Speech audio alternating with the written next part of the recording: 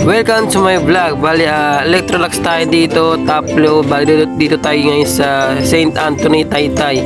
Issue na ito ay yung mag-spin. Tapos makikita nyo dito yung procedure nya, may konting galaw. Yan, gusto nyo mag-spin pero nahihirapan siya. Ibig sabihin nito, stack up yung mechanical nyo sa ilalim.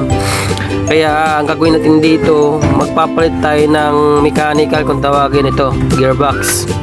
Bali, ito nakabitan natin yung bagong gearbox, tapos ito yung luma nya. Yan, tapos testing na tayo dito kasi ito yung mga parts na pinalitan natin. Pakita ko sa inyo. Yan, capacitor, tsaka belt, tsaka yung gearbox na luma. Bale, Electrolux 7.5. Testing tayo.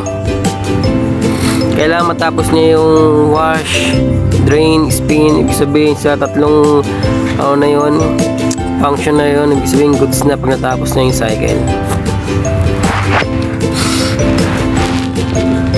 Kasi nag-drain na, ay medyo marami na, kaso nga lang wala pang budget si Lion. Kaya spin na. Kaya thank you for watching.